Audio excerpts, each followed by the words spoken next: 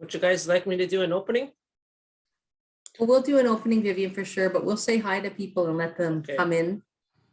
I'm seeing now, hi, everybody who's coming into Decolonizing Child Welfare webinar, learning series number 2. And I'm seeing, the numbers just keep going faster and faster, but we're getting up to 60, 65. So we'll give everybody a minute or two to get settled.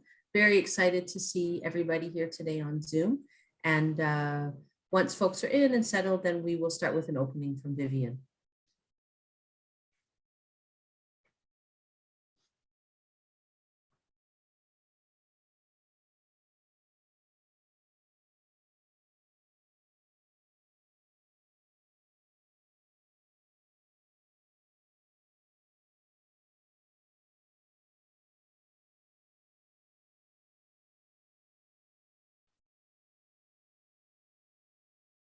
Did you want me to do the opening right now? Want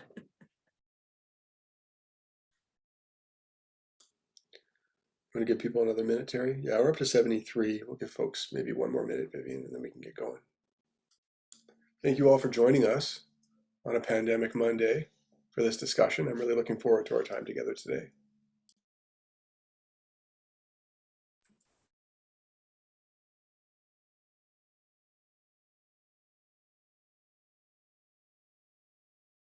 Yeah, so a couple of things for our guests before we get started. We're using Zoom in the webinar mode today. So if folks have questions, and we hope you do, there is a Q&A that you should be able to type your question into. And when we get to the end of our presentation, I will be moderating the question and answers for the panelists. So I look forward to hearing from all of you folks. And you don't have to save your questions, just type them in as they come to your mind, and we'll get to them towards the end of the presentation. My name is Terry Jaffe. I'm the Senior Supervisor of Cultural Programs at Native Child and Family Services of Toronto, and I am your MC today. And as we've all said, very happy to be here. I'm happy to be here with Jeffrey Schiffer, with Mark Atanasoff, with Vivian Roy, Tim Brell, and Michelle. And of course, our amazing communications and IT team was behind the scenes helping us out. So thank you all for being here. And yeah, let's start this off in a good way. With Vivian and a traditional opening. Thank you, Vivian. Oh, thank you for that, Terry. Miigwech magusto mapiego dia. Nasan dai kwech majwem na do nang wawinad mo siya. I'll just ask everybody to take a moment of silence for themselves. We all come from different backgrounds, different teachings. So I'm going to go ahead and get started in the way that I was taught, and then I will also say that in English. Mabasho, iwet no kwe, mabashin da nang kwe that joem ne do. Kwe kwech me go nangwa. We not mo young, joem ne do. Not mo young. We men a gig diang. We now we men on mang.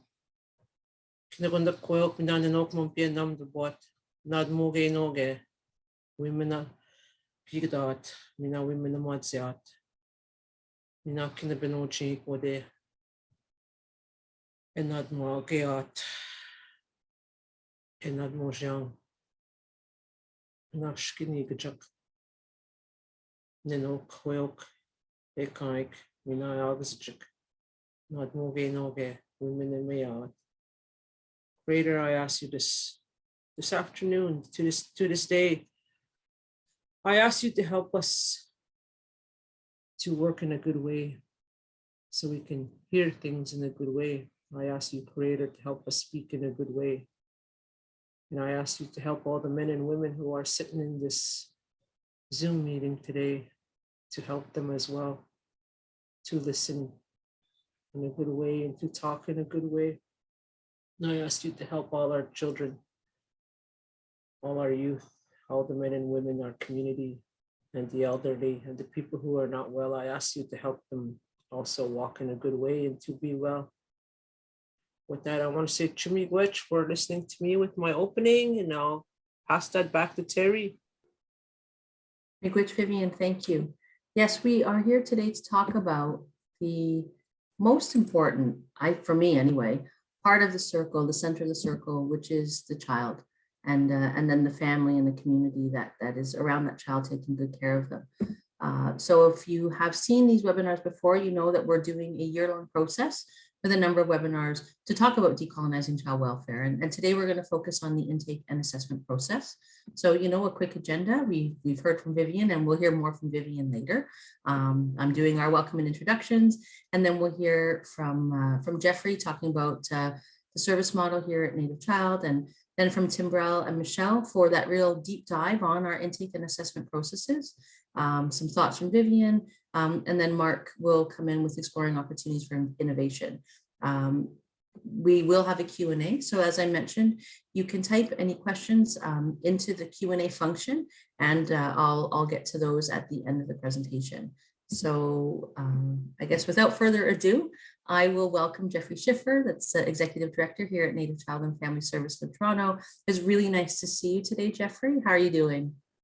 Miigwech, Terry, I'm good. And I have to say, I'm quite energized by the group of community members that we brought together. Not only everyone that's joining us here, this afternoon for this discussion, but the folks that have joined us for the conversations that are happening between these webinars.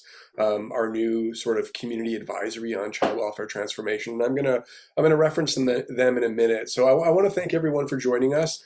I'm going to try to keep it short, which is something that I'm not great at. I'm going to work on that because I really do want I want our team on the ground doing this work to provide most of the commentary today. But we were talking about this, and as we've been reflecting on this journey, I just think it's so important for us to really highlight the service model that was developed at Native Child, and I want to talk about that a little bit. I want to just remind us all as a grounding for the conversation that follows that Native Child and Family Services of Toronto was created by the Indigenous community for the Indigenous community right here in the city of Toronto. And our service model, the guiding model that sort of grounds all of our practice, was developed through 4 days of ceremony, through our founding board, which was comprised of elders and knowledge keepers and community leaders, along with our founder and some of our foundational staff, some of whom are still here more than 30 years later. They went out on the ground. They participated in 4 days of ceremony, 4 days of fasting. And it's important for me to mention that because that's a mandate that was developed through ceremony. It came from elders and knowledge keepers. It came from the land itself. It came from ancestors. It came from all of our relations. It's a sacred mandate. And when I came on with the agency almost 4 years ago, I sat down and I read it, and I thought to myself, man, this service model, it's over 30 years old. I guess that we're going to have to update this thing. And I have never been so humbled by 14 sheets of paper. The sacredness is there, and it bleeds through the page. It recognizes that to address the challenges and to create prosperity for Indigenous people, for Indigenous children and families and seniors in the city of Toronto, we cannot continue to operate in the colonial silos, child welfare here, health here, education here, housing here. We need a holistic approach, an Indigenous holistic approach. And that really is what has been foundational for the work at Native Child. That is how our organization has developed. We started as a broad-based service agency directed by that service model, doing things like Aboriginal Head Start, doing things like youth services and children's mental health and clinical supports. And not long into that mandate, the community themselves asked us to take on and decolonize the provincial child welfare mandate. And that's really what these conversations are about. But I want us to understand, because sometimes I hear people say, Native Child is a children's aid society that does prevention work. That sentence is backwards. We are a culturally grounded, multi-service Indigenous agency that, as part of its work, has taken on the daunting task of decolonizing child welfare. And we do that through standing on that foundation developed through ceremony, that foundation that is built on this holistic understanding of all my relations, that recognizes the physical, mental, emotional, and spiritual aspect of every child, every sacred bundle that comes from us to the Creator, right? Impacted by the legacy of colonization and residential schooling. And we work to address the challenges inherent in that exist in those families but also to create concrete pathways to wellness and prosperity through that multi-service approach. And we have always done this work guided by community. We do this through our community councils that have been developed at our hubs in Mount Dennis and Malvern. We do this through our Youth Advisory Council at our Native Youth Resource Center at Bloor. We do that work through our newly formed Child Welfare Transformation Advisory Circle that I referenced earlier today. But we've done it historically through the reconciliation process that we started 10 years after taking on the mandate. And we're continuing to do it today in ways that are accountable and transparent and community-led through this learning series. So I want to remind us of that service model, and I want to thank you for taking the time to walk this journey with us. As Terry said, this learning series is leading us to a community report back on September 30th. Though we have always listened to community and used their voices to guide the work that we do, we have a unique opportunity, the latest opportunity where the province has said to us, if changes need to be made to your provincial mandate, now is the time to tell us. And we know that the experts, we know that the people that understand the changes that need to be made most deeply are the community members that are accessing those services, and the stakeholders and the partners and the other folks in the community that are walking this journey with us. So I want to thank you for taking the time to be part of this today. We thank you for walking alongside us in this work. And I want to turn things back over to Terry and some of our staff to really speak about some of the intricacies, some of the technicalities, the way that work looks on the ground within the context of what we call child and family well-being. Miigwech. Miigwech, Jeffrey, thank you. And I know you'll be sticking around as well for the Q&A that's coming up at the end of the session. So I want to take a moment now and introduce Timbrel Meehan.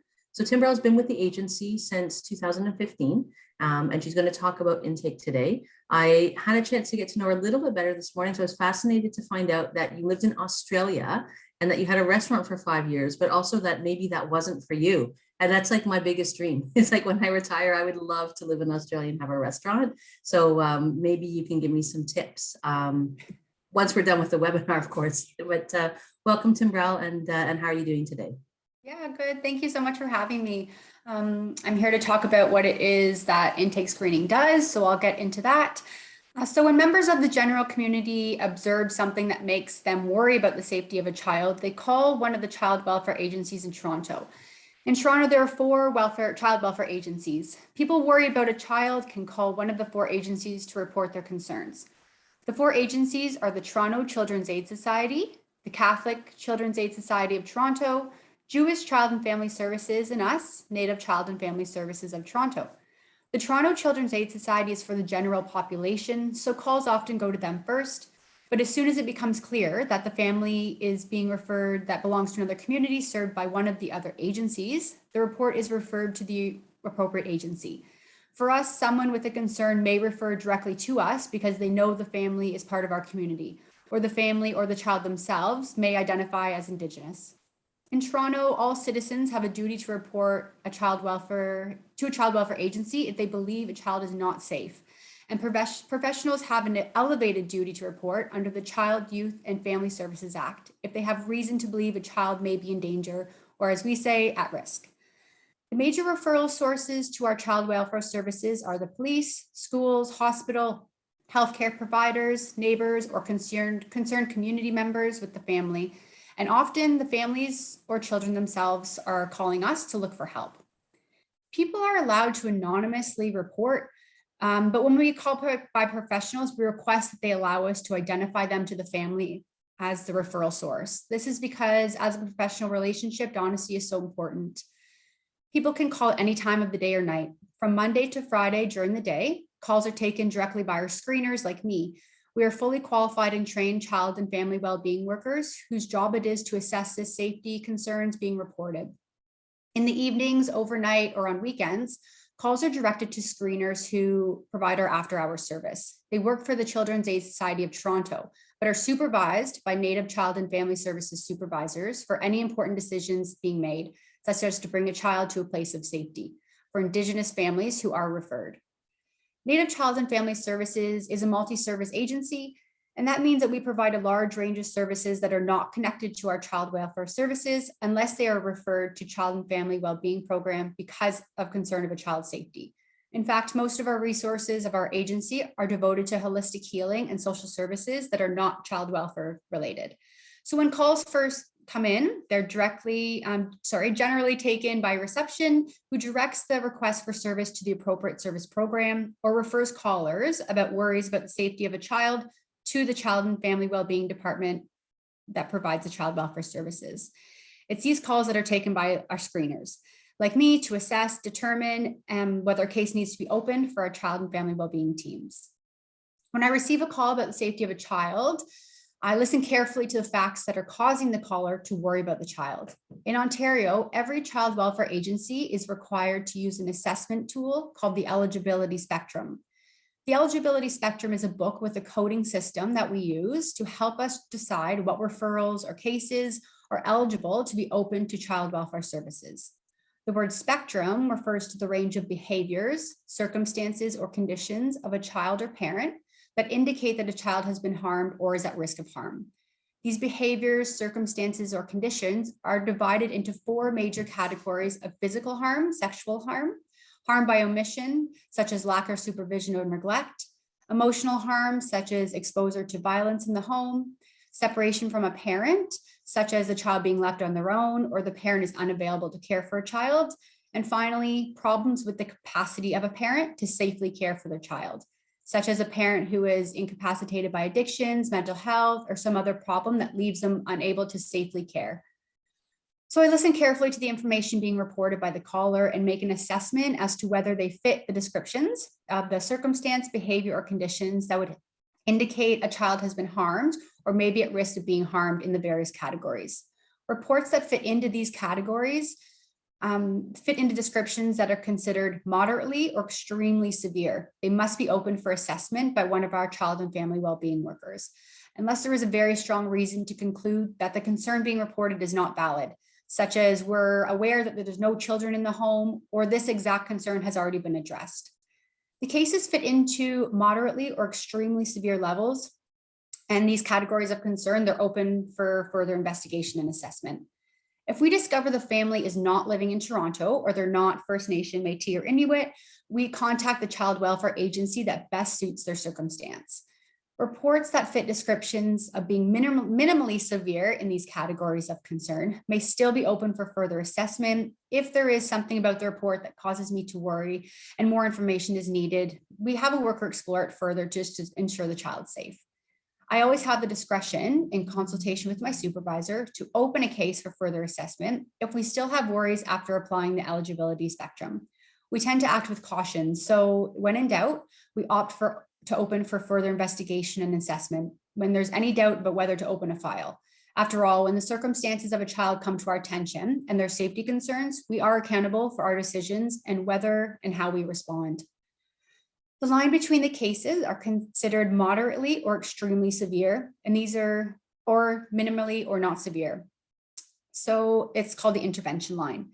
Cases that fit above the intervention line are generally open to child and family wellbeing workers for further investigation and assessment, while those that fall below the intervention line may be closed without the need for further action, or the family can be linked to other services and prevention supports in our agency. Not every parent with a mental health issue, for example, needs to be referred to our child welfare services. If there's no information that the child is being harmed as a result or at risk of harm, instead, the parent can be referred to our culturally grounded support services. Cases that are open to our child and family wellbeing teams will be referred to other services. It's called a community link. The eligibility spectrum also informs how quickly our child and family wellbeing workers respond to reports that they have about the safety of a child. Reports with information that fit into the extremely severe categories must have a faster response time than less severe referrals. Depending on the severity and circumstances, we may respond within 12 hours, 24 hours, or up to 7 days of a reported concern. We always have the discretion to respond more quickly than required in the eligibility spectrum, and we do so with reports involving children under the age of 2. The quicker response time is called high-risk infant protocol, and workers will respond within 24 hours of the information coming to the screeners. The high-risk infant protocol is specific to our agency, as children who are most vulnerable are those who cannot communicate or may not be seen in the community. Decisions about what referrals are open for further investigation and assessment, in what response time, are made by screeners like me and always in consultation with our supervisor. Screeners also work with other child welfare agencies to transfer information from one agency to the other when families have open child protection files and move to Toronto. This is called a file transfer. And before it's accepted by our agency, a supervisor must approve it. So to illustrate how all this works, and before handing my presentation off to Michelle, let me take you through a typical example of a case that we would open and assign to one of our child and family wellbeing workers for investigation and assessment. So let's say on a weekday morning when our regular intake service is taking calls, we might receive a call regarding a young child left unsupervised. A neighbor of the child calls reception to report that the young child lives in the next apartment, has been crying for over an hour, and they don't believe there's any adults in the apartment because they can only hear the child and no one else. Because this is a report about the safety of a child, reception forwards the call to the Child and Family Wellbeing intake team, and I take the call. I will then ask the neighbor to give me as much information they know about the situation. The neighbor reports to me that the child has been crying for more than an hour.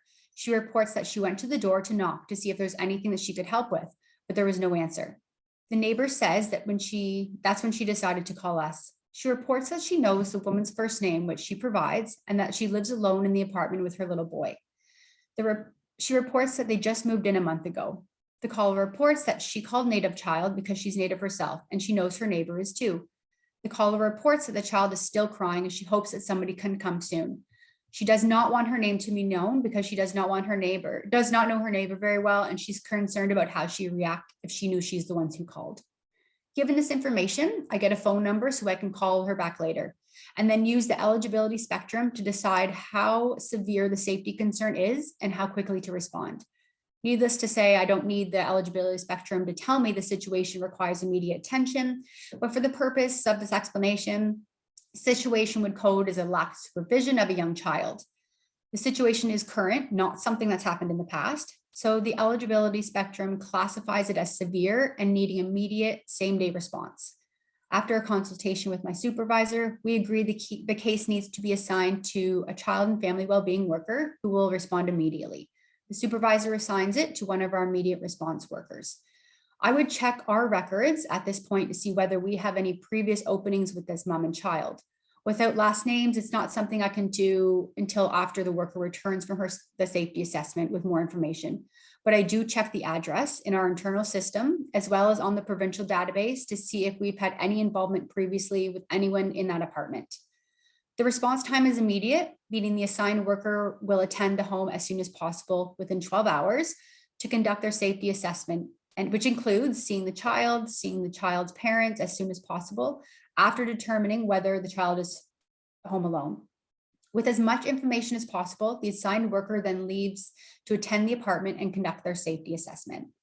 So with that, I'll turn the presentation over to Michelle. She is one of the Child and Family Wellbeing team supervisors, and she'll take you through the steps that follow afterwards. Thank you, Tim Brow. Thank you. So folks have questions for Tim Brow, type them in the Q&A and we'll come back to them towards the end of the presentation. But I now want to introduce Michelle Scott. Hi, Michelle. I can't see you, but you're here somewhere. How are you today? I'm in here. Don't worry. I'm great. How are you? I'm very well, thank you. Michelle is supervisor of one of our Child and Family Wellbeing teams, and she's here today to talk about the assessment process.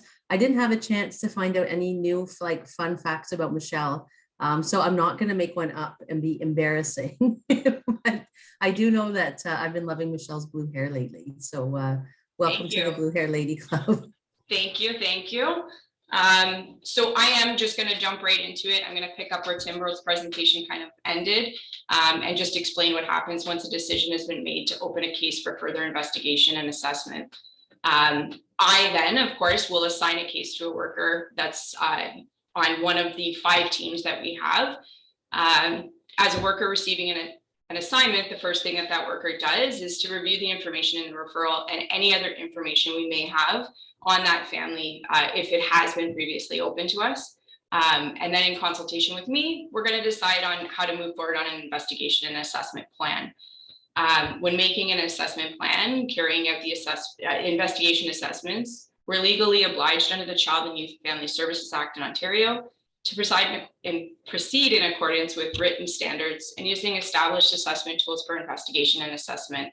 So in general, there are two broad options that we can choose from to make an appropriate investigation plan. In the Child Protection Standards for Ontario, these are referred to as traditional or customized approaches. Traditional in this context, to be clear, is not a reference to a culturally appropriate or historically Indigenous approach to responding to these safety concerns. It refers to a traditional investigation approach taken in mainstream child welfare to allegations of child maltreatment. The approach is forensic in nature and is intended to gather evidence of past harm to a child or evidence of risk, so that the action can be taken to intervene to remove a child from danger. This forensic approach is sometimes chosen when we are responding to severe allegations of child abuse, whether it's physical or sexual, where allegations are criminal in nature and we're proceeding in a joint investigation with police. However, in the majority of our cases, and our preferred approach is to proceed using a customized approach, meaning we can customize the approach according to the circumstances. Our goal in most cases is to address safety and the well-being concerns in collaboration with caregivers, extended family, with community supports that can be made available to the family or with whom they may have already been engaged with. When we do conduct an investigation, there are certain minimum requirements that we must meet. So we must see the children and interview them if they're old enough. If they're, depending on where they live, we need to see where their homes are. And that means that if they're having access or if they're in somebody else's home for part of the time, we need to see all of those residents. We have to interview the caregivers of the children, and we must see and assess, obviously, their home and any other environment.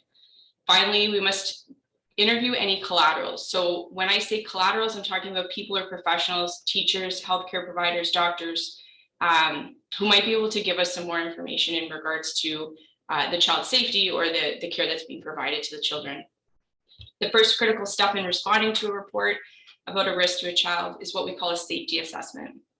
The safety assessment is both the first step in the investigation process and an assessment tool.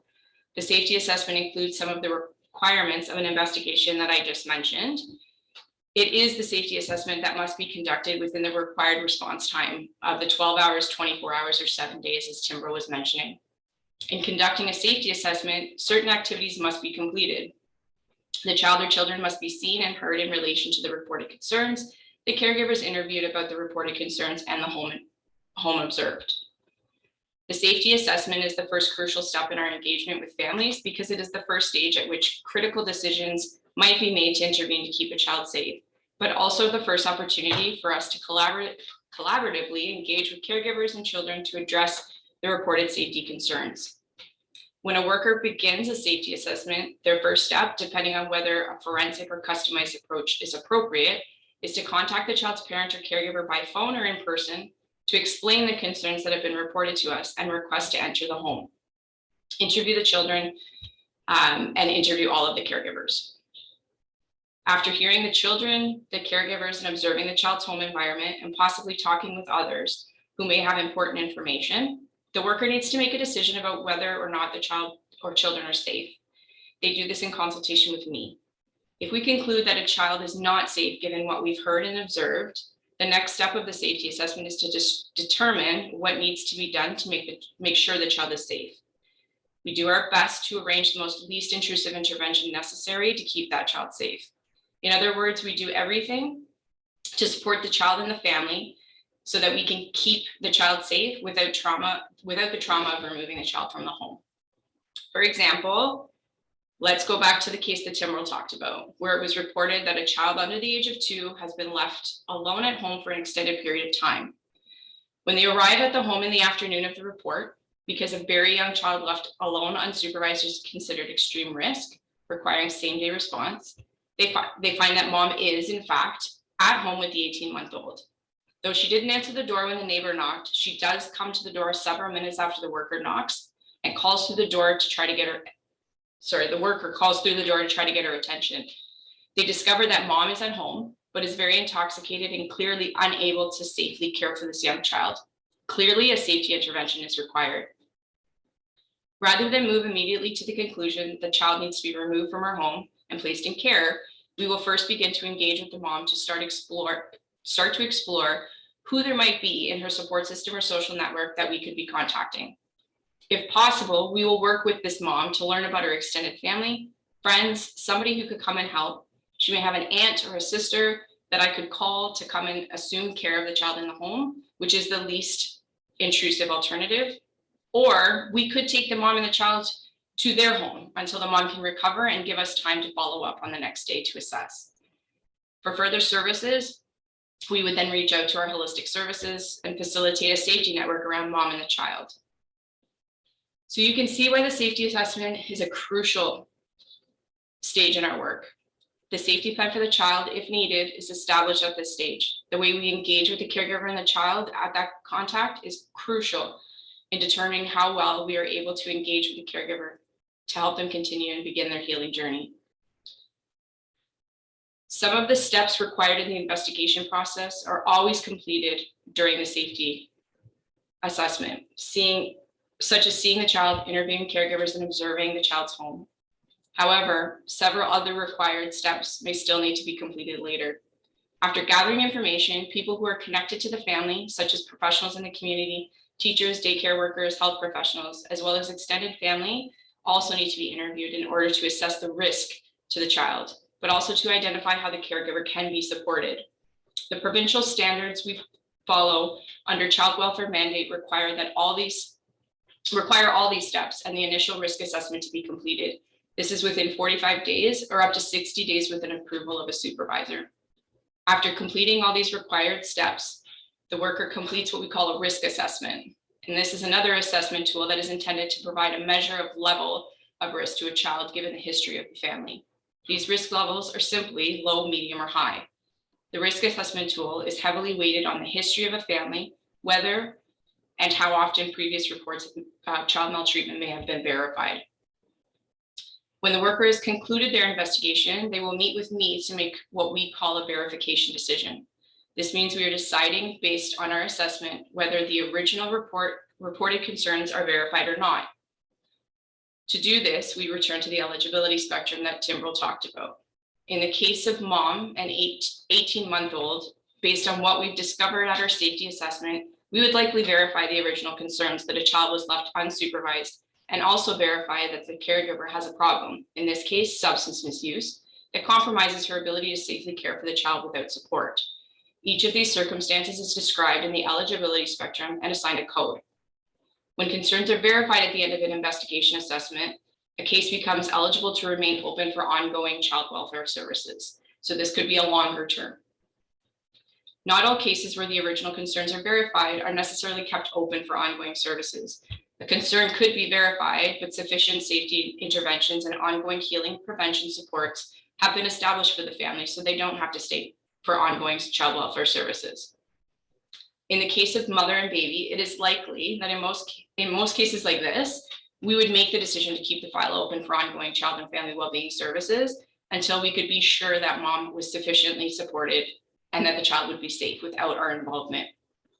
Again, in a case like this, likely Child and Family Wellbeing would send referrals to holistic services for supports like Nenoshe, which is an in-home child development support, Auntie if you'd like, as well as holistic case management for further assessment of appropriate services. These services could look like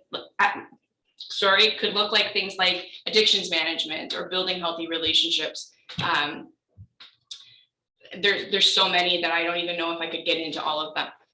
But that would be the route that we would take in order to put some services in place for this family so that we could get out.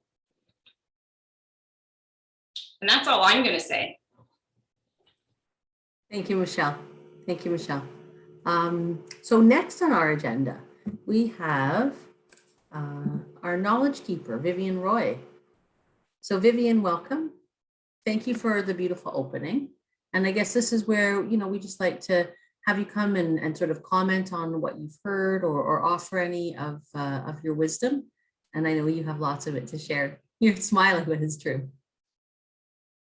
Well, when it comes to child welfare, it's never easy. Nothing is ever easy. You know, even listening to it is leaves the mind wandering, thinking, leaves a lot of thoughts in your mind. Child welfare, it's a whole lot to deal with. I can imagine what our community members feel like. It has changed drastically over the years. It has changed a lot. In reality, you know, all the calls that come in, they're not easy to deal with. I'm sure the workers are having a difficult time as well. I worked in child welfare for a very short time, not a long time. I almost made it to the 2-year mark, but I did work there, and it was difficult. As an Anishinaabe working in that system, you know, I had to make that phone call. I had to go knock on that door. I had to go and investigate. And looking at those tools that Tim Brell was talking about, that eligibility spectrum, that's a crazy book. I've read it, and all our kids would totally be in care if we ever went through every single one of those paragraphs I read there. So assessments are made. You know, who's ever working with the file, or supervisors, and collaterals are really important. Collaterals make a big difference in who's involved. It's not an easy subject to talk about. It was hard listening a little bit to Michelle, but that's the reality. Those are the phone calls that come in, and some of them are very severe. Being a mother of children myself, and being a grandmother, when I was presented with child welfare in my life, like years ago, it was so many years ago, I can't even remember. But at that time, it was a little different. I was involved in the mainstream CAS, and it wasn't easy dealing with the worker, but one of the requirements that I was made to do was go into treatment. I had to complete the drug and alcohol treatment. And I did that for 5 months. And it was a requirement that I do 3. But at that time, I was very supported by the people who were in my life at that time. They actually helped me get housing. I became a mother living on her own in an apartment in Sudbury. You know, I had this apartment and I have absolutely nothing. You know, I remember getting my clothes and sleeping on the floor on top of my clothes with my daughter. But I made it through. My healing journey's been long. It's been a long healing journey.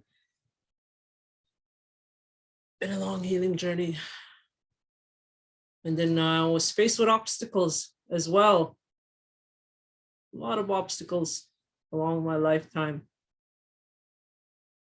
My children grew into their own parents. They have their own children now. And I was always on the lookout. Like, I think as aunties and grandmas, and as we take care of our own families, we do that instantly. Like even when our child brings home a new friend, like, who is this? Who's this friend? Where do you come from? You know, what do you do? You automatically ask those questions to the friends that come over to the house. So we're doing a little bit of investigating in our own homes as parents and grandparents, as aunties and uncles, because we want what's good for the children in our life and our grandchildren. And Native Child and Family Services has a lot of support services. So I tell moms, men, or the children or the youth that I work with, you know, learn, do some do some work with the culture. The culture is a big part of everything. I always stress culture all the time. It's like, because that's what helped me on my healing journey.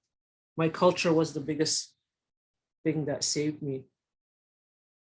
It's what I live by.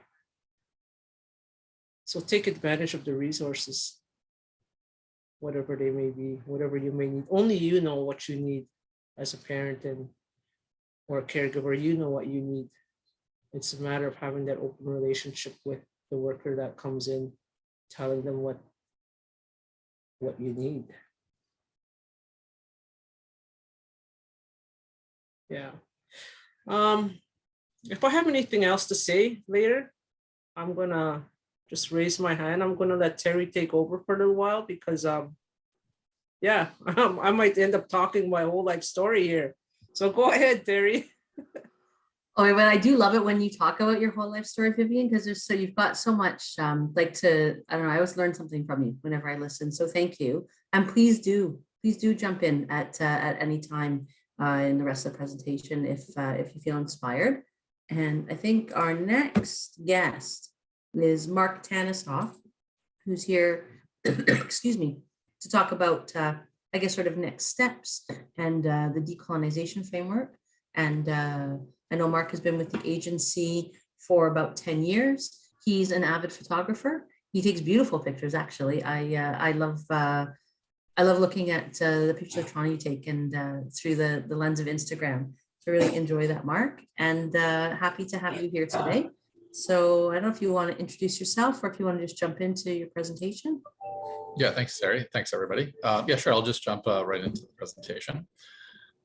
So one of the things that we're getting a glimpse at, these are very complex systems and it's a lot to digest. And this is actually, the first series of doing a deep dive on one of the segments of our business. And we have other segments upcoming. And so it's a very complex system, very complex social issues. And so the role of the quality assurance here is to, we want to simplify things a little bit to identify areas that we want to focus in on improvement and innovation. And so I want to give you a little bit of thinking about our current framework in terms of where we're at. And so one of the things that is driving us is when we look at a framework for decolonization is looking at stigma and looking at child and family wellbeing services, but also recognizing the past, looking at the residential schools and 60 scoops and understanding that legacy and how that history has a connection to our current child removal systems. And so we're aware of that stigma, but we're also aware that we do things differently.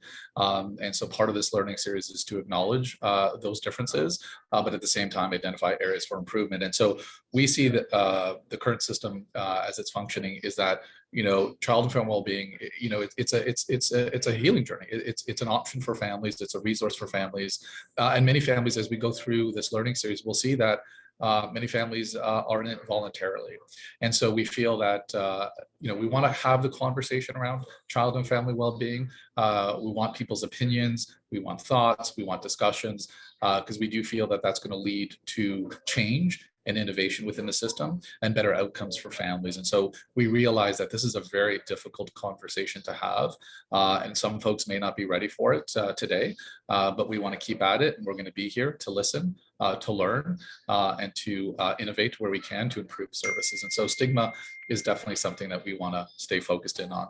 Another one is the prevention as a system. And so one of our thinkings also, when we look at trying to reduce the number of children in care, is that it really starts with prevention as a system, and that's looking at housing, and it's looking at concrete needs, it's looking at addictions and mental health, it's looking at schools, it's looking at education, aunties and grannies, and so we really in culture. And so if we want to keep folks out of the child and family wellbeing system, we see that prevention as a system, having an integrated common referral system, and really looking at all the services that are available to folks in Toronto and the surrounding areas as an option and as a key factor in reducing the number of children in care. So this is something that is driving our thinking and something that we want to pursue as a sector going forward.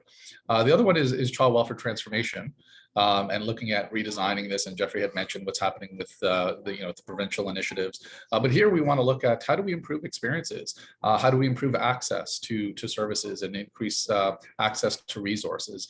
And this could reduce folks' duration within the system, keep kids out of long-term care. And so we see this big opportunity to transform child welfare as well. So these are some of the frameworks that we're currently thinking, and that's driving our initiatives. As I said before, is we're trying to look at the system and trying to honor and acknowledge the success that has happened in the past, but we do want to identify areas for continuous improvement, and then where necessary for disruption and innovation. So this is what's also driving our thinking when we do the learning series and meet with community. This is always on our mind. Next slide. As I had mentioned, the stigma. So we want to look at families and community, outside of systems, and always be learning and always be listening. And so this is something that will be an ongoing conversation as we look at the environments in which families operate outside of systems. And we want to be cognizant of this and always be listening and engaging with community. Prevention as well. We see this as this is the place where we look at healing trauma, strengthening family networks, looking at the concrete needs. And again, this is just not from Native Child, but this is from all the service providers in Toronto. And we see this as a spectrum, and we see this as, prevention as a system. If it's robust, if it's healthy, if it's funded, if it's integrated, these are going to keep kids out of the system, out of child welfare, out of child and family well-being. And so we really want to look at prevention as a system, have it acknowledged, and looking at the resources that go into it, because that's where we believe that's where we're going to get the reduction in children in care is through prevention. The next slide. And so when you look at child welfare in particular, there's a couple of areas that have interest us. And so one is the tools. And so we've been introduced to the eligibility spectrum, the safety, the risk. And so, tools can have biases, and tools, may have not been, or they haven't been validated for Indigenous communities. And so tools is something that we want to look at for improvement. Same thing with decisions. We want to look at the checks and balances around decisions, how we make decisions, make sure that that's transparent and accountable. And so we want to look at the structures of decisions. We want to look at the risk perspective. So we just don't want to look at specifically child risk, but we want to look at risk across the family, across the community. And so we want to look at how we look at risk and how that is mandated. We want to look at community wraparound. And so we know it's about getting access to services and resources. And so we want to look at how we do wraparound within Toronto. And then we want to look at experiences. When folks do touch child and family well-being, we want there to be integrity. We want there to be empathy. We want there to be kindness. And so we do want to look at how folks have an experience when they're in the system. And so that's something that is paramount to us. And so this gets us down to when we look at areas of improvement and of innovations. Jeffrey has mentioned that we do have a community advisory dedicated to the subject. And so, we'll be taking a lot of our learnings to this community advisory for their direction and their experiences and their guidance. And so this is something that we're actively doing. We're meeting with this community advisory every month. But part of it is like we want to, and we're trying to create a safe space. So, where there's wacky ideas and all that stuff, we want to get all the ideas down as best we can. And there's no good or bad ideas. We want them all written down, all submitted, all discussed. And because that's going to create an environment of learning, of reducing stigma, of having conversation, of innovation. So these are just a couple of the ideas that could be potentially discussed or implemented or looked at. But one of them is training for referral sources. So we had mentioned that teachers and principals and medical folks, they're the ones who see a concern about a child and then call us, right? And so, but are there biases in that view? Are they, they're non-Indigenous? Do they know our culture? Are they calling us because of poverty, or are they calling us because of safety? And so we think that there's an opportunity here, an innovation, to look at the curriculum of how professionals are trained, and we can help them. When should they call a Native child? And so we think that there's innovation here that can be done. The next one is that duty to report obligation. Right now it's a professional standard, but should it be there? So let's have that discussion. Should we remove duty to report? And I know there's probably people freaking out over that and whatnot, but these are valid topics of discussion that we don't want to shy away from. And so we want to unpack that together as a community and to look at that duty to report, and maybe we change it from a duty to a value-based conversation, because we want to ground it in Indigenous values. And so maybe the professions change the way they codify that duty to report and change the language to a value-based proposition for professionals. And that maybe more aligns with the way we want things to be done. So that there's an opportunity there. Same thing with the impact of anonymous referrals. How do folks feel about anonymous referrals? And, is that good? Is that bad? Is it indifferent? We want to unpack that in terms of what is the impact of anonymous referrals when we receive them? Do we want to do away with them? Do we want to encourage them? And so these are all conversations that will lead to education and understanding of the system, and will reduce that stigma and have some really good productive conversations. The next one is decision validation. So when we look at how we make a decision, it's the worker, it's the supervisor. Do we involve the manager, the director? Do we have a committee? Do we want to validate our decisions with a grandmother's council? I just put in there.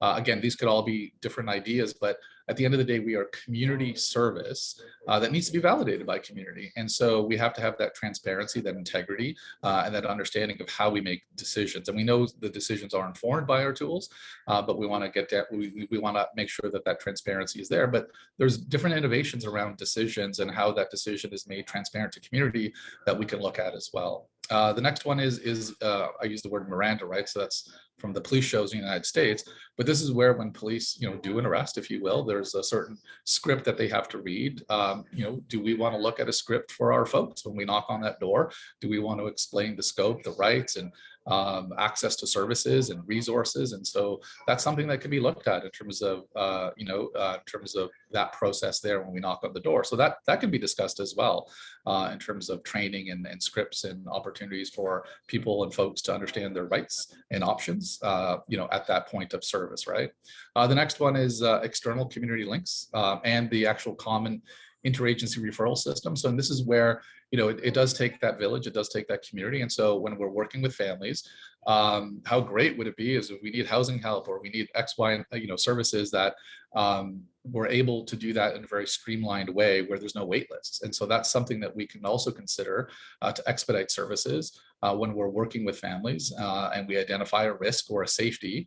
If the services aren't available at Native Child, it can come from community and elsewhere, and or families get a choice. And so that's something that we can unpack and look at, developing those relationships as well. Because when a family does touch the child and family wellbeing or child welfare sector, that's a crisis, right? Whether the child remains in the home or not, we should mobilize resources for that family and make sure that they're there for helping. The next one that was touched on too was tool validation with community. And so this is where we should be, or we want to, and we'll discuss this with our community advisory, but we can look at the eligibility spectrum in detail. We can look at the safety and risk. And again, those tools could be biased and they could sort of pivot certain ways, and maybe there needs to be change in those tools. Maybe they're biased and maybe they need to be validated, changed, scrapped even, right? What about a well-being tool? Is there a well-being tool that we need to look at, right?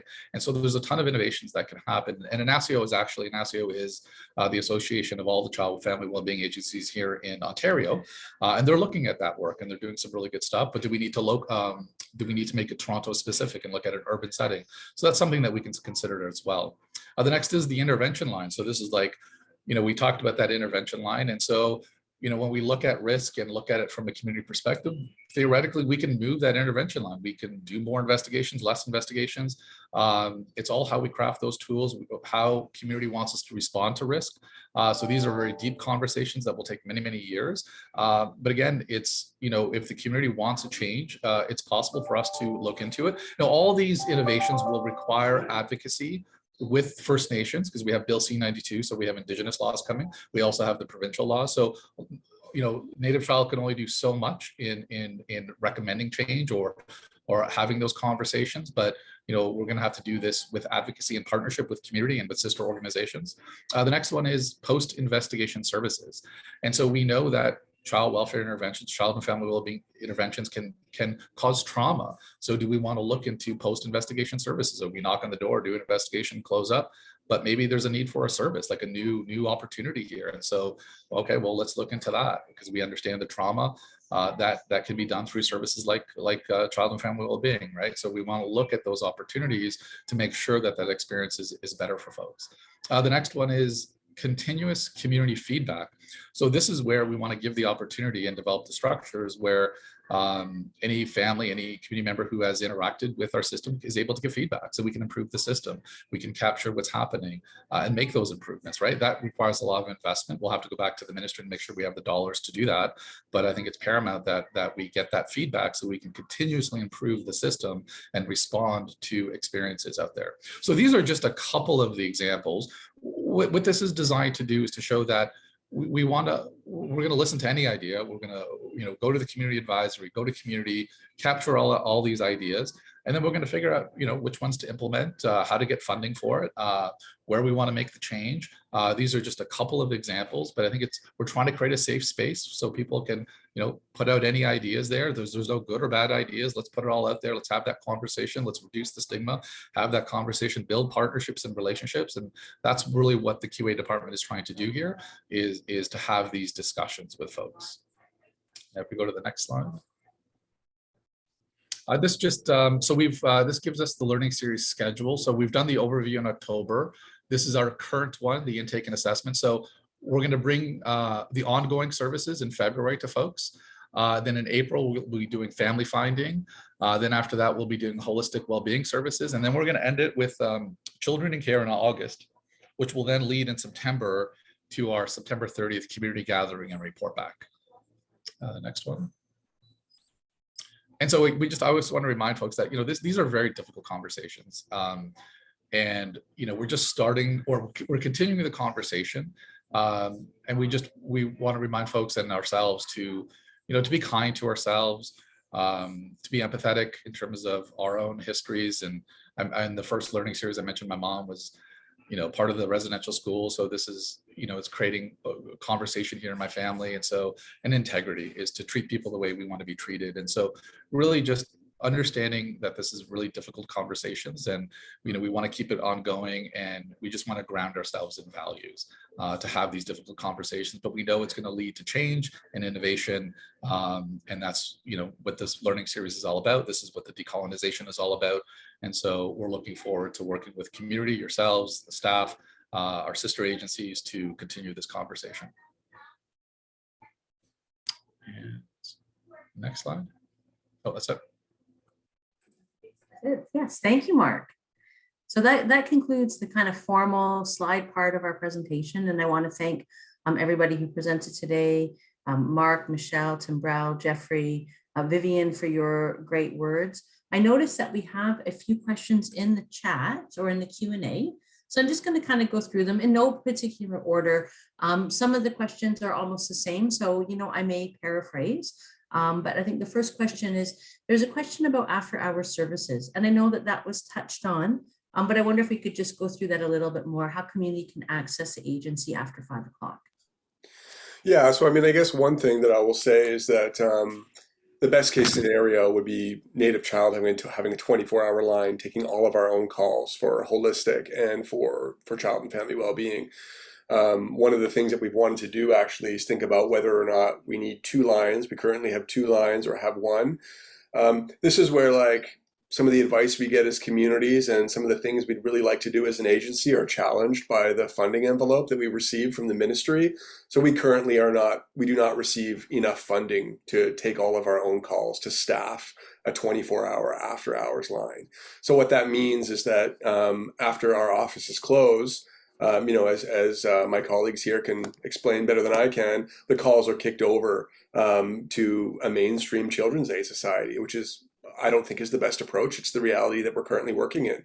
I believe, Timbrell was saying that while the calls are taken from intake staff at the Children's Aid Society of Toronto, those staff are being supervised by supervisors at Native Child who are on call and are basically there to ensure that the decisions are made are congruent with our the value-based and service model of the agency. And I'll turn things over to Timbrell to comment on that, and Michelle. But one thing that I will say is that we have been steadily increasing our capacity to take calls after hours. So for example, through conversation with community in the midst of COVID, it became apparent that everyone's mental health was much more compromised in the context of a pandemic, right? It's been the last, almost 2 years have been really tough.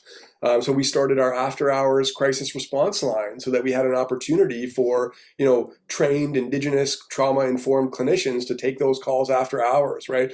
But that could be something that comes through this conversation over the next year, is that community says, well, hang on, all of the calls that go to an Indigenous agency like Native Child should be received by that agency. Then we can start working together to advocate for what's required to make that possible, right? But Timbrel, maybe I'll pass it over to you if you want to comment on what happens after hours and anything else you might like to share about how that works.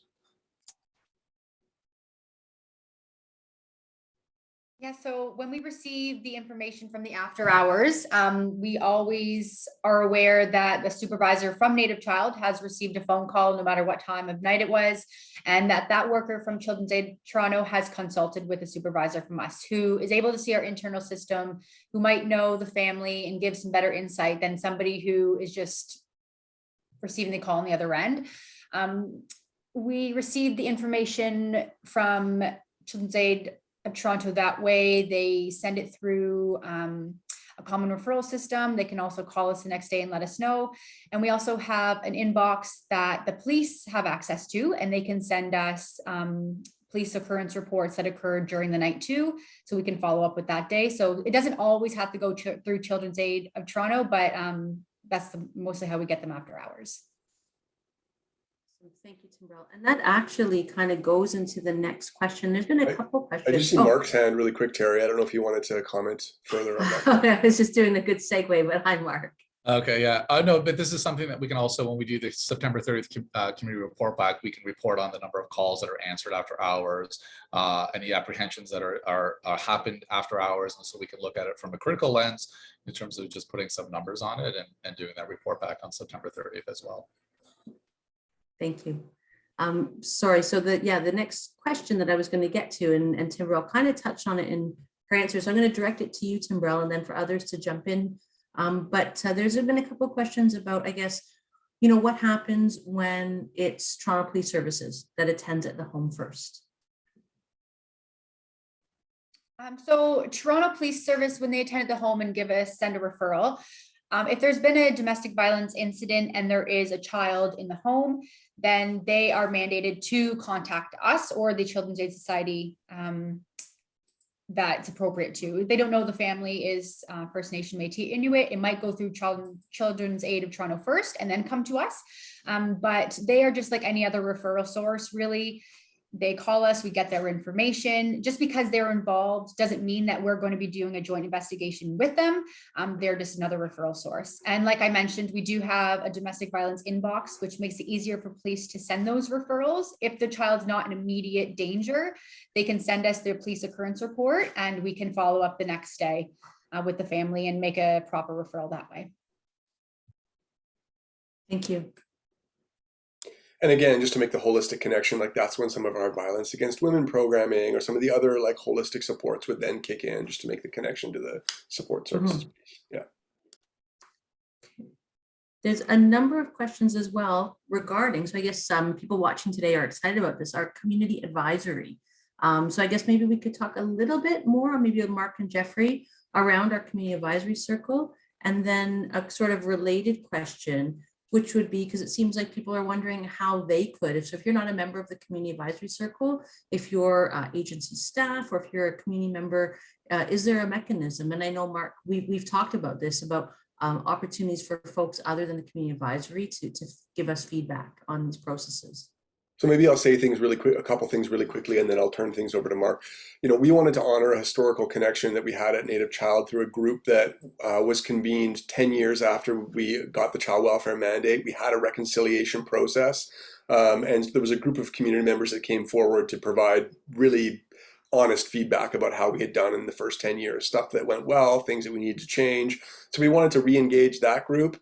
We also wanted to invite folks that have a long history of accessing service at Native Child that we knew wouldn't be afraid to tell us where we really needed to do much better, but would be able to relay that information in a respectful way. And so we have a kind of a core group of folks who are helping us do that, but we are not going to limit. I mean, how could we limit consultation with community in a city that has 90,000 Indigenous people to 10 or 12 individuals. I mean, that is not the strategy.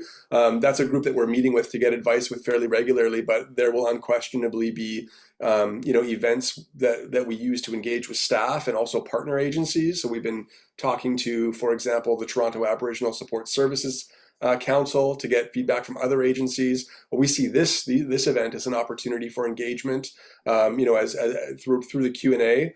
And then I think, Mark, I'm not going to steal any of your thunder as the brainchild of quality assurance and decolonization. Maybe you can comment a little bit too on some of our plans for other surveys and opportunities to include a wider group.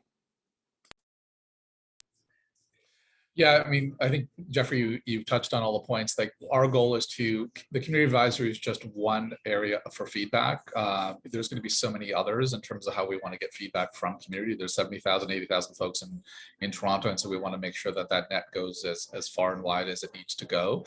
And so it's going to include, other task member, other Indigenous service organizations, non-Indigenous service organizations, folks that may never or understand the child welfare system, university students, and a few. Basically, we're trying to get as much input as possible. But what we're also trying to do is, in the slide that I showed of potential innovations, we're also looking and cataloging every single thing that we think, and we're going to reach out to staff and get input. And so I think what we're going to come against is, we're going to have like 100 things that we want to implement and change. The question is, which ones are we going to select this year? How are we going to get funding for it? And so I think we're going to have like an avalanche of ways to innovate and change. And we're going to have to work with partner organizations from Anasio and Task. And so I think we're going to have like we're going to be inundated with innovations. But the goal is we're going to try to connect with as many people as we can to keep the conversation going.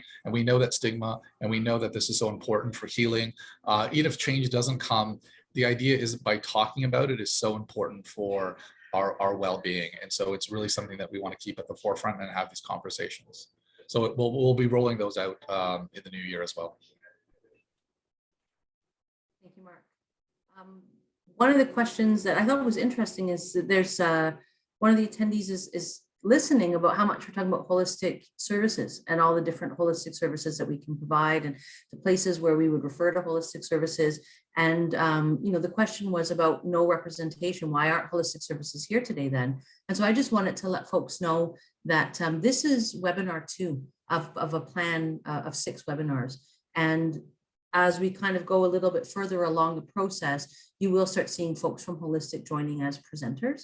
I don't know if anyone wanted to add to that. You can comment on that too, Mark. Most of that's going to be an ongoing probably, but you go ahead, Mark, and get in there. Yeah, well, this was a new initiative, and we wanted to lean heavy into, what was typically, it's decolonization, right? So we wanted to lean into the issues that required what we thought that required the most attention, like the eligibility spectrum, like the safety, like the risk, explaining the investigation process, and the assessment process. So we wanted to lean heavy into the more contentious part of the service model, because it's the one that we think will require the most innovation, the most conversation. So we wanted to lean into that heavy. But in the coming months, we'll be talking about prevention and holistic services, because we do believe in terms of what our thinking is, that if we want to keep kids out of the system, it's going to start with prevention services as a system. And so it's going to start with other agencies and native child prevention, a holistic branch. We want to work with families in early years and daycares and education. It's the aunties and uncles, it's culture, it's prevention is actually the system that we want to look at. And that's the one that probably needs the redesign and the investments and the resources, because that's where you're going to get the reduction of children in care, is looking at, and that's the work of Cindy Blackstock. Like, that's the work of prevention, and making sure that that's funded is going to drive the numbers down. The child welfare redesign, we're going to be looking at experiences and access to resources. So if you are in the system, it's going to reduce your time in the system. It's going to look at preventing kids from, being long-term in the system, placements. So there's a whole narrative here that we want to look at, but we did want to lean into the more challenging conversations at the beginning, because we feel that that's the one that needs the most attention. Thank you, Mark. I think this next one, I'm going to direct to Michelle first, and then allow other folks to jump in. And I don't know the answer to this question too, so I'm curious. What does harm reduction look like? with an open file with Child and Family Wellbeing? And is harm reduction a mandate within the teams? I'm not sure I would know how to answer this because harm reduction for me is a holistic service model. So from our perspective of things, we're going out, we're doing an assessment. If it's an ongoing file, which you guys will learn about in the next one, that's engagement with holistic services. So to identify and assess the services that are required within that family to keep everyone safe and to move forward on their healing journey. Harm reduction, if they're speaking directly towards the engagement, that's part of our just building and strengthening those relationships within our community. So I'm not sure which way they're going with the question, but that would be, rest heavily on holistic service and our engagement with holistic service with the family unit.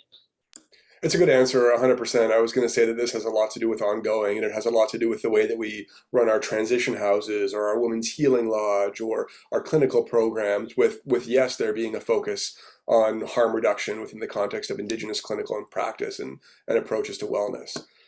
So I would say stay tuned for when we have some of our service experts and cultural leaders from holistic services who can come for the next webinar to speak to that.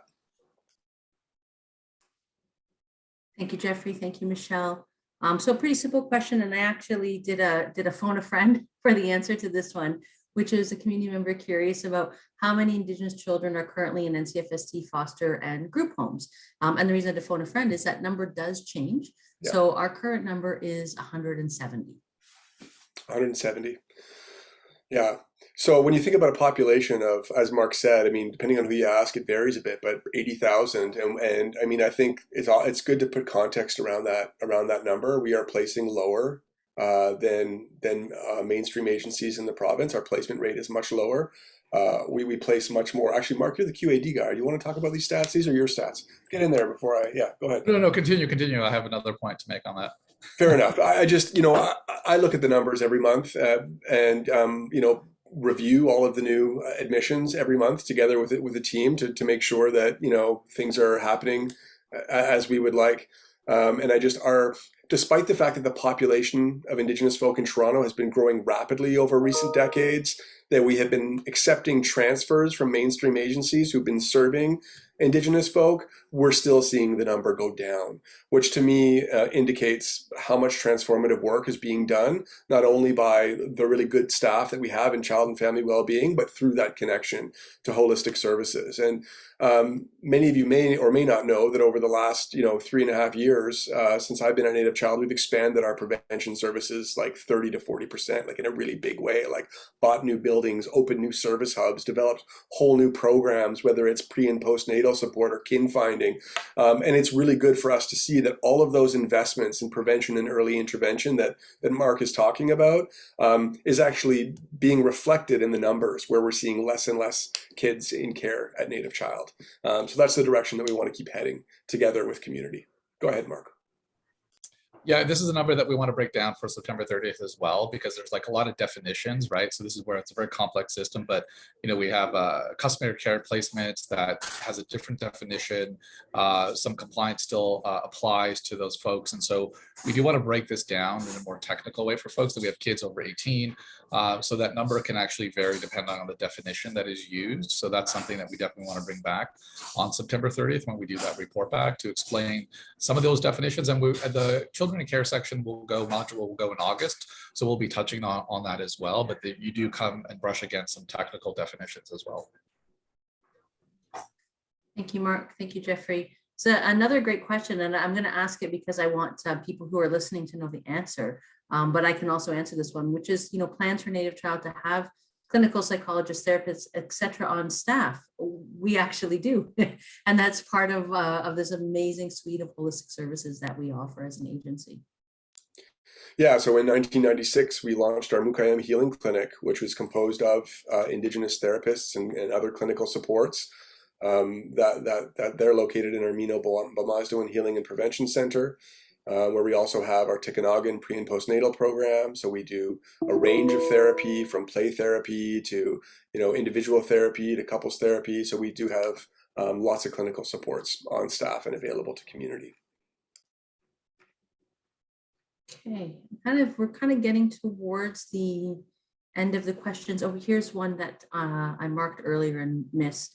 It's just a question about collaboration.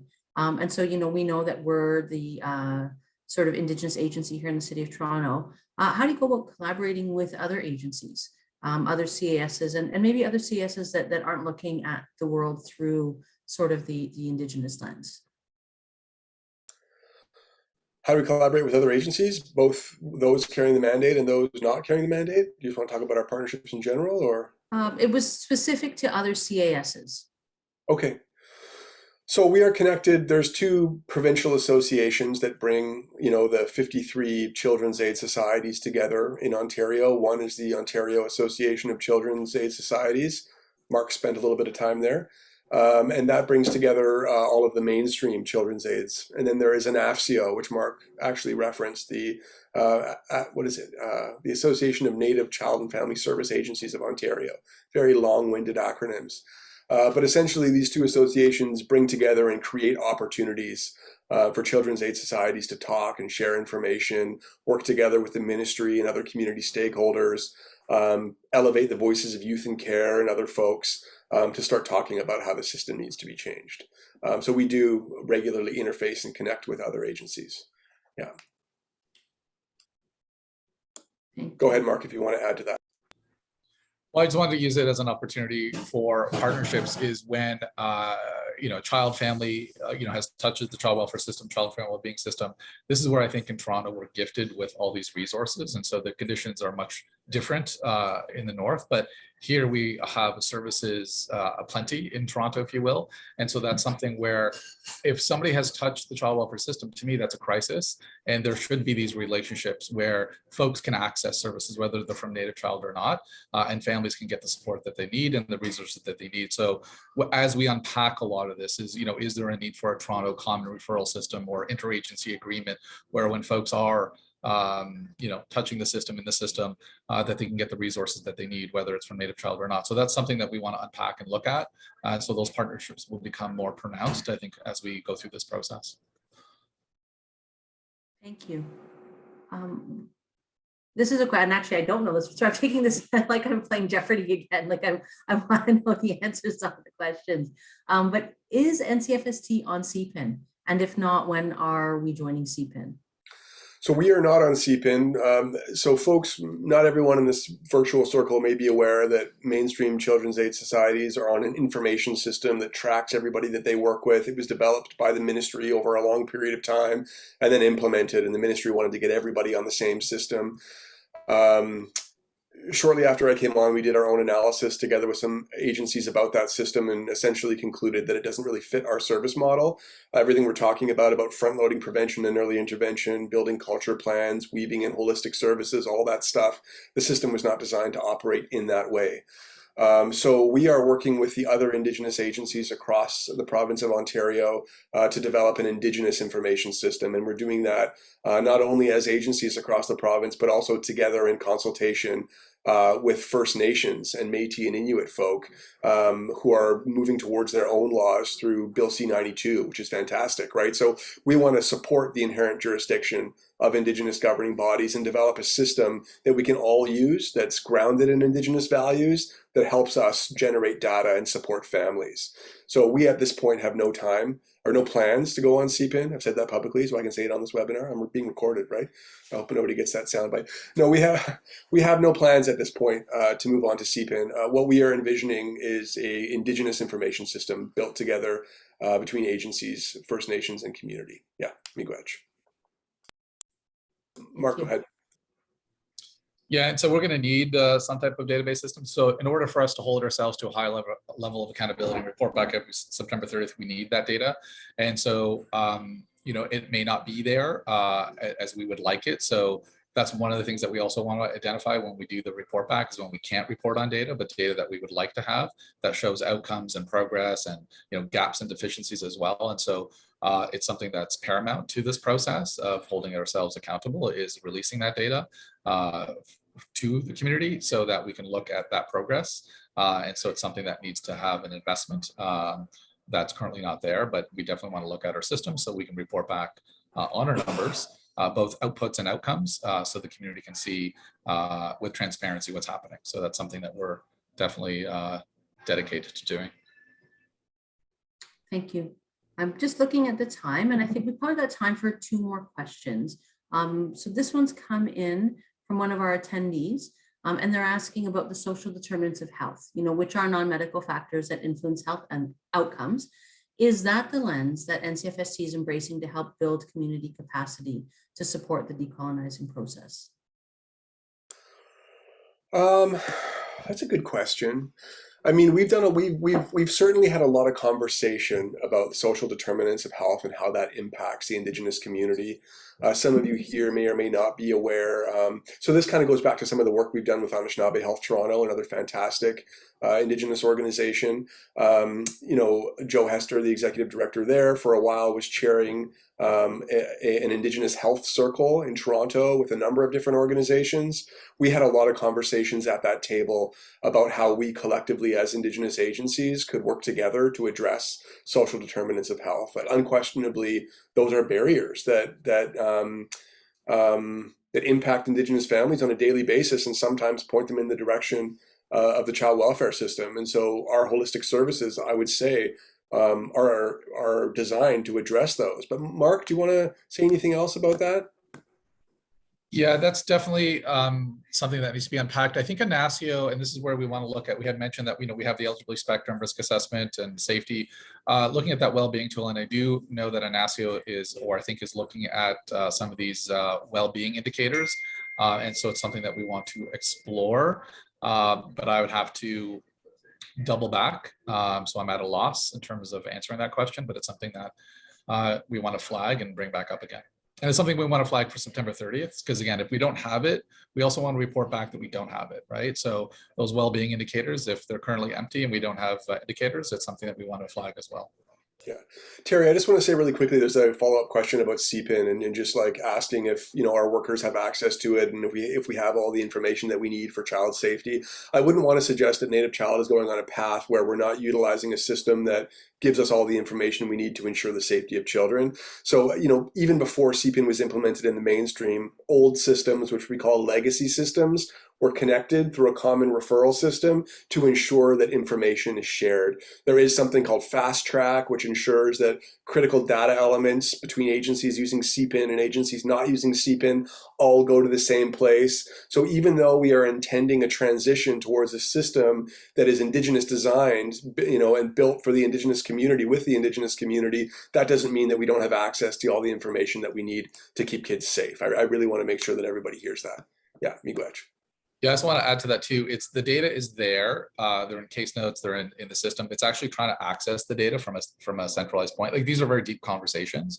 So it's how to get access to that data from a centralized. These are really in the weeds questions. So the data is there. It's just how do you code a report to access the information from the database to get it out there. So the data is there. It's just a matter of trying to access it. So these are all the complications of dealing with legacy systems.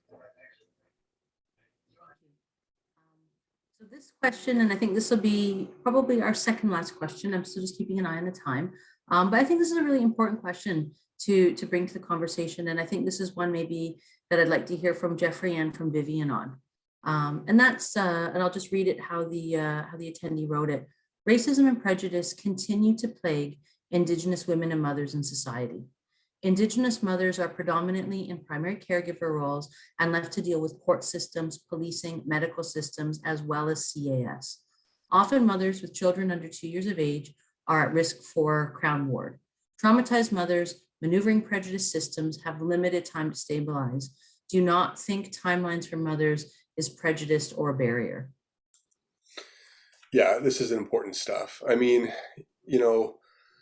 when we had, remember when George Floyd was murdered by a police officer and we had like this intersection of racism and the pandemic, the clouds parted and we finally had a recognition from people across Canada that systemic racism exists in basically every major institution in this country. I think it's something that we cannot shy away from, whether it's policing or healthcare or education or child welfare, you name it. All of these organizations were built by folks from a particular place with a particular idea. And the aftermath of that is daily microaggressions and even more severe acts of systemic racism. And nobody is more impacted by that in this country, I think, than Indigenous women. Anybody who's read the recommendations of the Missing and Murdered Indigenous Women and Girls report can see the items that need to be actioned. So yes, I think there's real barriers. Yes, I think we have work to do. Yes, that's part of the reason why we're talking with community about how we continuously improve a system that we have inherited, that we didn't design or build, with tools that we didn't have the opportunity to provide feedback in. I think the way that we try to address that is through centering the leadership of women in some of our critical prevention programs. I think about our Tikanagan pre and postnatal program, where we have Indigenous doulas and midwives and clinicians and family support workers and case navigators trying to elevate the voices and support Indigenous women. I think we also see that within our clinical practice. And I think probably the best answer to this question could come from an Indigenous woman. So Vivian, I'll turn things over to you. Yeah. Definitely. There is racism issues. I know that for a fact. You know, I've been dealing with it my whole life. My whole life, I've been dealing with racism and prejudice. People sometimes was really bad, but I've learned how to take care of that within my own self. You know, just being a parent. You know, dealing with it and trying to get services from outside community when I need, I can't even get it because I'm the brown lady sitting in the back. You know, I'm going to be very open and honest. I hope I don't offend anybody. Like even in my job role, I was a school board clinician for over 5 years. You know, sometimes I'd go into the school systems to try and work with my parents, and I'd walk into the office. You know, the first thing they would say to me is, "Are you a parent?" It's like, yes, I am a parent, but that's not what I'm here for. You know, and attitudes change when you flick out your little card and say, "I'm here in regards to this." You know, so I even in my own job, I dealt with a lot of prejudiceness, but I've learned to use my voice in a good way, not in a shouting, fighting words, you know, because that would be the easy route. But I found people listened more when I carried my voice in a good manner. But yeah, there is a lot of prejudiceness, even like in referrals that come in. You know, let's report that lady. She's probably out drinking over there somewhere, you know, leaving her kids alone. You know, that's the attitude of some people. It's the truth. It's the ugly truth that how society looks at us. Or even on the bus system, you know, people don't let you sit down in the bus system. Yeah. It's hard working with community when they don't want to work with you. But it's really about our clientele, like our community members. It's really about them. How are we going to help them? So we got to work together. And I really like all the valid questions that come in. They give us information. They give us something to look at. How are we going to proceed? How are we going to take care of this? It's all very important. It's all very, no question is wrong. Just give it to us. We'll look at it. No question is wrong. I want to talk a little bit about when I worked in the child welfare system, you know, what they call, I was a family service worker, but now they call it Child Family Wellbeing. My approach was a little different. I know Jeffrey's sitting over there. He's probably hearing this. And when I went to do my investigations, I took more of a cultural approach. You know, I went in there, like in my purse, I had my little bundle in my purse, a small little bundle. I'd ask them first, you know, do you smudge? And being able to talk to them about that. Sometimes they didn't want to talk to you. Sometimes it's just a matter of carrying food cards, you know, let's go for lunch after you do your little investigation. Sometimes a child's having a problem with in school, they're fighting, they're bullying, and it's just a matter of trying to look at where it is, what's going on. Maybe the child is just missing that stage, you know, rites of passage or something when they become that little child and going into that adult stage. that young woman stage and they're having a hard time adjusting. So I'd ask that they do their very fast. You know, or the boys, have they spent time with uncles or, you know, fishing or hunting or, you know, those things we do. Or if it's just going down to the waterfront here in Toronto. But it's always finding out where the cultural pieces are missing. I always try to look for that information when I was talking to families. And I think we have to look at that, how we assess things. So when you want to think decolonizing child welfare, that's one of the pieces, is looking at how we investigate and do things. And as Aboriginal people, Indigenous people, we're all different. When I came here in Toronto, I could talk to people about my Ojibwe ways, but there's all kinds. There's Mohawks, Oneidas, Cayugas, Iroquois, there's all different. And they all have their own different traditions and their different languages. So it's a matter of me opening my mind and seeing what they do. Okay, what do you do on your end? Sorry, my windows keep popping up here. Yeah, so we got a lot of work to do, lots of work. And we're getting stronger. You know, people ask my family, Anishinaabe, Vivian, how is Vivian? Oh, and they're just amazed. They'll say, how's Vivian? My sisters would ask and tell them, well, she'd say, Vivian got herself together. She quit drinking. She sobered up. You know, she's working. She's got a master's degree. They're going, whoa. You know, they're so amazed because Vivian did this big life change, you know, and yeah, that's what it's about. We're getting stronger. We're moving forward. We're going somewhere. Now let's keep doing it. Let's keep doing it in a good way, and we'll do something good. We'll do something positive, and we're here to work together. Chimigwech for that. I don't know if you want to say any last words, Terry. If not, then just let me know when I can close the circle. Well, that was beautiful, Vivian, and thank you, because that just pulled together so much of what we were talking about today in a really beautiful way. I know that Mark had a little bit of something he wanted to say, and then maybe we'll offer Jeffrey the opportunity for a few final comments, and then bring it back to you, Vivian, for closing. So really quite quickly, I just want to touch on how like the folks that call us with referrals could have biases, the tools could have biases, decisions biases. That is an honest reflection, but then our systems have to address that. And that's what the decolonization is all about. So that's a perfect way to look at what we're doing here, is to making sure there's community validation in the system. So it's decolonized and it's the system that community wants. And that's what this is all about. Thank you. Miigwech, I like that. With you know what? I want to respect everyone's time. I just want to thank you all for coming.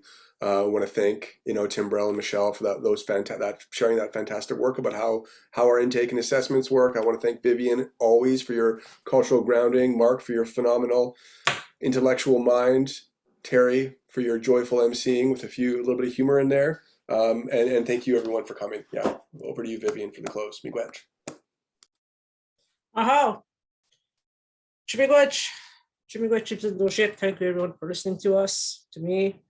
Chimigwech din enjoy na do, kinigagawa mi siyang. Chimigwech no. Tego nang gumampi. Ibsan dago. Snagot pa nang gud nang. Enjoy na do. Chimigwech tego en sigish kak. Kinigagawa. Mampi en na kasyang bish mi jim kinigagawa de tek chimigwech tego enjoy na do. Chimigwech. Miigwech. Thank you, everybody. Thanks, everyone. Take good care. Yeah. For folks who are still on, join us again on February 25th at 1 o'clock. If you're on the call today, you will be invited to the next session. And I just want to thank you all, and I hope you have a wonderful day. Miigwech, everybody.